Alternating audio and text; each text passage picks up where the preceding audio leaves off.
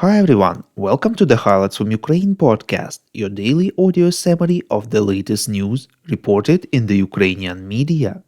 My name is Artem, and here is the news. 950 days less the Russian invasion of Ukraine. President of Ukraine Volodymyr Zelensky informed in his evening video address that Ukraine is already preparing for the upcoming Ramstein meeting. The Ramstein format, also known as Ukraine Defense Contact Group, unites defense ministers and other high-level officials from over 50 countries that provide military support to Ukraine, or consider doing so. Quote, "This will be a special Ramstein, and our partners will receive all the details and arguments from our side on how to ensure results in the coming months, both at the front and in diplomatic work," unquote, said the head of state. Zelensky pointed out that the power of weapons and the power of diplomacy are always effective when working together, and this is exactly how the victory plan should be implemented. Quote, "We are also expecting concrete actions from our partners to strengthen our strategy. This applies to all our partners. Our strength lies in the fact that the free world is defending itself," unquote, believes the Ukrainian president.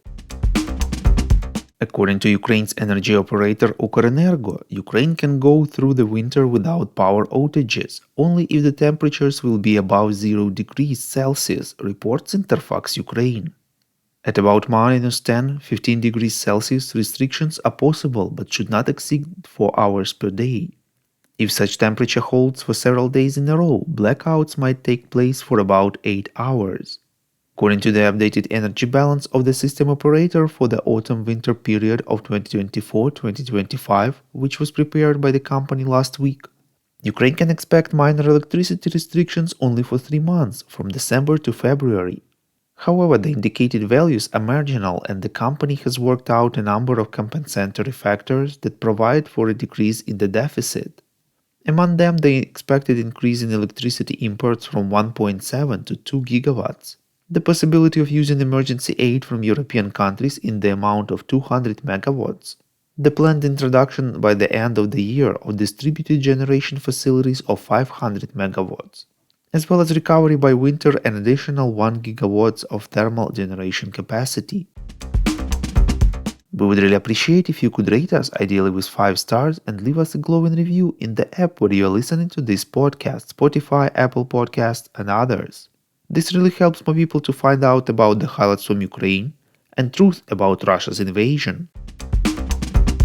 Dmitry Peskov, the spokesman for Russian leader Vladimir Putin, has said that Ukrainian drone strikes on Russian territory should not be connected to the possibility of nuclear strikes in response, especially following the recent change in Russia's nuclear doctrine, reports Ukrainska Pravda citing Russian state media.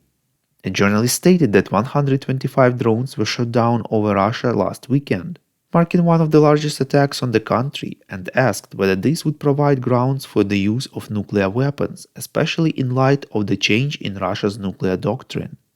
Peskov said that the doctrine is important, but the war is going its way and there is no need to look for connections there. Since the start of the full-scale invasion, Russia has repeatedly announced various red lines, violations of which are said to lead to a nuclear response. These red lines have at different times concerned supplies of Leopard tanks, Western missiles, F-16 fighter jets, and more. Ukraine has crossed these so-called red lines set by the Kremlin multiple times. However, even the advance of Ukrainian troops into Russian territory and the control of hundreds of Russian settlements by the armed forces of Ukraine has not prompted any fundamentally new response from Russia. Russian leader Vladimir Putin initially chose to pursue a strategy of ignoring what was happening, later attempting to downplay the significance of the Ukrainian army's capture of Russian territories. Russian authorities and state-controlled media have also opted to overlook Ukrainian drone strikes on Russian airfields and ammunition depots.